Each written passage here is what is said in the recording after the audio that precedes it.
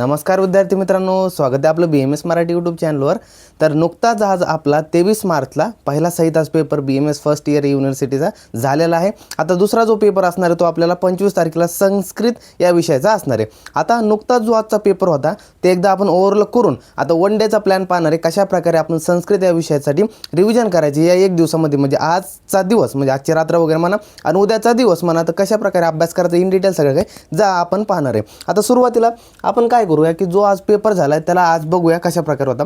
पाहायला जर गेला पेपर आज मी पाहिला तर पेपरमध्ये थोडा मॉडरेट स्वरूपाचा पेपर विचारला म्हणता येईल असा, पण एकदम जो श्लोक वगैरे विचारला होता तो त्रयस्तंभाचा विचारला होता, त्यासोबत काय सप्तत्रिक वगैरे विचारले होते। जे आपण आपल्या जे क्वेश्चन बँक आपण जे काही मॉडेल गेस पेपर दिले होते त्यामध्ये अष्टत्रिक तुम्हाला क्वेश्चन पाहायला मिळाला असेल की SAQ मध्ये मी टाकलं होतं अष्टत्रिक म्हणून, आणि तुम्हाला म्हटलं होतं जे काही नवीन दिसेल थोडा तर त्याला एकदा वाचून जा वगैरे। तर तुम्ही नक्की वाचून गेले असेल, आणि ज्या विद्यार्थ्याला नाही जर कळलं असेल तर काही नाही एवढं वगैरे, तुम्ही जर हे जर लिहून आले असेल ते श्लोकचं जरी अर्थ वगैरे लिहून आले असेल तर तुम्हाला तिथं चांगले मार्क वगैरे मिळून जातील। पाहायला जर गेला तर एक क्वेश्चन थोडा वेगळा वाटला मला, आगळा वेगळा। त्यानंतर आपण सुरुवातीला आता इन डिटेल क्वेश्चन पाहूया आणि त्यानंतर थोडं यावरती डिस्कस करूया। तसं पेपर पाहायला गेला तर मॉडरेट स्वरूपाचा आजचा जरा पेपर मानतील। आता जो पहिलाच प्रश्न होता त्रिदोषांचे शरीरातील स्थान सांगून आणि जठराग्नीवर परिणाम वगैरे, तर सोपा प्रश्न होता, सगळ्यांना फ्रीचे मार्क होते, आला असेल सगळ्यांना। त्यानंतर काय दशविध पाप करणं पाप कर्म, कालच खूप विद्यार्थी वगैरे की आपल्या विचारत होते सर दशविध पाप कर्म मधील फरक सांगा आणि दशविध आतुर परीक्षा वगैरे तर सुरू होता वगैरे। तर SAQ मध्ये विचारला, ज्या विद्यार्थ्यांना वाचून गेले असेल त्यांना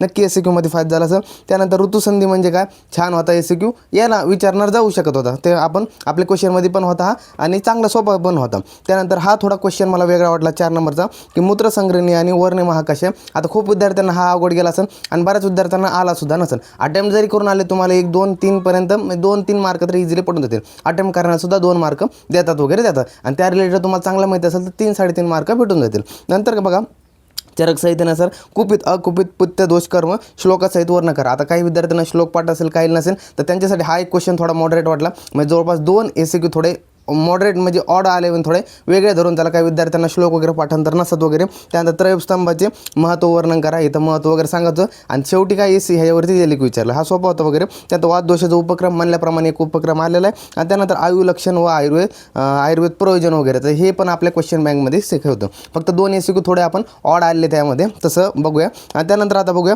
त्यानंतर बघा की तिसरा LQ, आता LQ मध्ये सुरुवातीला बघूया की काय म्हटले, आदान काळ व विसर्ग काळ यातील फरक लिहा, आणि त्यानंतर वाग्भटानुसार विसर्ग काळातील ऋतूंची ऋतुचर्या म्हणजे जे आपले विसर्ग काळ वगैरे असणार आहे त्यामध्ये जे काही ऋतू आहेत वगैरे, विसर्गात कोणकोणते ऋतू येतात तर वर्षा शरद आणि हेमंत वगैरे। तर ते हे ऋतूचे काय लिहायचं की ऋतुचर्या वगैरे लिहायचं यांनी सांगितलेलं आहे, म्हणजे आपल्याला थोडा कंबाईन प्रश्न मग विचारला गेला आहे। थोडा वेगळाच म्हणता येईल क्वेश्चन हा पण, कारण की कंबाईनमध्ये फर्स्ट टाईम असा क्वेश्चन विचारला गेला आहे। नंतर जे काय अष्टांग हृदयानुसार अधारणीय वेगाचे सविस्तर वर्णन करा, हा एक LQ छान होता, हा आपल्याला म्हटलं होतं की ह्यावरती येऊ शकतो वगैरे। त्यानंतर चरक संहितेनुसार व्याधीचे साध्य असाध्य तो दरवर्षी रिपीट होतो, यावर्षी पण पुन्हा आला आहे। आता जो काही एक वेगळा ऑर्ड होता तो जे अथ खलु त्रय उपस्तंभ, तर त्रयोपस्तंभाचा हा काय की श्लोक आला होता, आणि चरक संहितेनुसार हा सूत्रस्थानमधला श्लोकचा दिला होता, पूर्ण करून तुम्हाला लिहायचं होतं। त्यासोबत सप्तत्रिकचं वर्णन करा म्हणलं होतं। तर आपण SAQ मध्ये अष्टत्रिक घेतली होती, त्यात सप्तत्रिक वगैरे आपण ज्या विद्यार्थ्यांनी वाचून गेले असेल त्यांना नक्की याला कळलं असेल वगैरे कशा प्रकारे हा क्वेश्चन वगैरे होता। तर जे काही विद्यार्थ्यांनी समजा एक LQ थोडा ऑड होता असं धरून चला, ज्या विद्यार्थ्यांना अवघड गेलाय, आणि 2 SAQ तर खरंच ऑड होते, म्हणजे विद्यार्थ्यांना थोडे वेगळे होते, कारण की श्लोक वगैरे विचारले ते विद्यार्थ्यांना श्लोक वगैरे पाठांतर नसतात बऱ्याच विद्यार्थ्यांना, तर त्यांच्यासाठी थोडे आटे, पण अटेम्प्ट जर करून आले असेल तुम्हाला त्यामध्ये काहीतरी मार्क मिळतात, म्हणजे मिळतात असं काही नाही, डायरेक्ट 0 देतात मार्क मिळतात आणि 100% तुमची पासिंग होईल। काही नाही समजा थोडा मॉडरेट पेपर स्वरूपात होता, पण पेपर मॉडरेट होता असं कन्सिडर करून चालू आहे। आता ह्याचे काही आपण जे काही क्वेश्चन जे असेल ते MCQज वगैरे आन्सर आपल्या व्हॉट्सअप ग्रुप टेलिग्राम ग्रुपवर अपलोड करू, रात्रीपर्यंत तुम्हाला भेटून जातील। ज्या विद्यार्थ्यांचे वगैरे किती MCQ येत आहे तर ते सुद्धा आपण चेक करूया। आता बघूया आपण संस्कृत पेपर 1चा जो काही आपण कशा प्रकारचा अभ्यास वगैरे करणार आहे ते बघूया।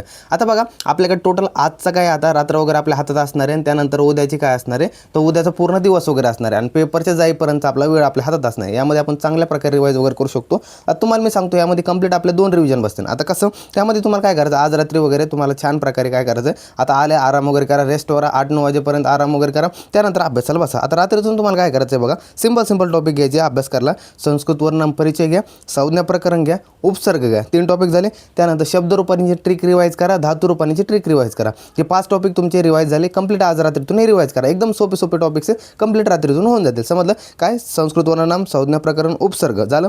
शब्दरूपांनी धातुरूपांनी हे 5 टॉपिक कंप्लीट करा. सोडून द्या, आज रात्रीतून सफिशियंट आहे. उद्या काय करायचं आपल्याला पेपर 1चा टॉपिक सकाळ सकाळी उठल्या 3 दिवसा शिफ्ट 3 मध्ये मोडायची. मॉर्निंग, आफ्टरनून, इव्हनिंग 3 ह्याच्यामध्ये शिफ्ट मोडायची. यामध्ये काय करायचं आपल्याला सुरुवातीला सकाळी घ्यायचं संधी समास. संधी समास घेतलं, कारकची ट्रिक घ्यायची, कारक कशा प्रकारे करतो ते वाचून घ्यायचं.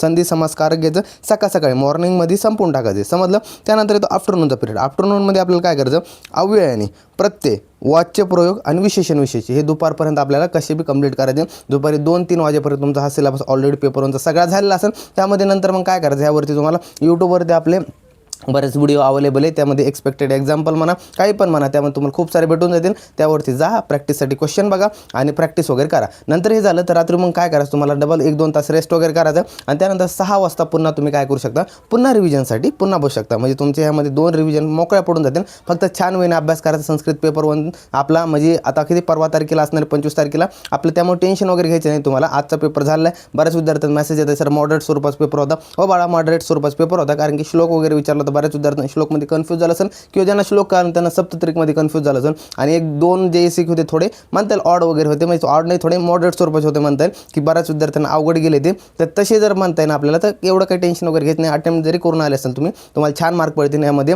1-2 मार्क तर इझिली एसिक्यू मिळून जातात. आणि ज्यामध्ये तुम्हाला एसिक्यू एलिक्यूमध्ये जरी अटेम्प्ट केले असेल तुम्हाला आरामशीर चांगले मार्क वगैरे मिळतात. त्यामुळे टेन्शन वगैरे घ्यायचं नाही. तुम्हाला मार्क मिळतात म्हणजे मिळतात. फक्त पेपरमध्ये अटेम्प्ट करून यायचं, क्वेश्चन कोणताही सोडायचं नाही वगैरे, आणि ताण घ्यायचं नाही वगैरे. आजचा पेपर झाला आहे तर सोडून द्या इथं विषय, की झाला. आता दुसऱ्या पेपरची आपण तयारीला लागूया, समजा ना. तर आता काही टेन्शन वगैरे घ्यायचं नाही. आता पुढच्या पेपरची आपण तयारी करूया. जे झालं ते आता सोडून द्या, आराम वगैरे करा, रिलॅक्स राहा माइंडने. आणि ज्यांना कोणाला आज आपलं काय करतो व्हॉट्सअप ग्रुप वगैरे जॉईन नसेल त्यांनी जॉईन करा, टेलिग्राम ग्रुप जॉईन करा. आपण काय करतो, हे जे काही आज MCQ झाले त्याचे आन्सर तुम्हाला रात्रीपर्यंत भेटून जातील वगैरे. मग चेक करा वगैरे की आपले MCQ वगैरे किती येत आहे काय नाही. समजलं ना. तर भेटूया पुढच्या व्हिडिओमध्ये. तोपर्यंत धन्यवाद.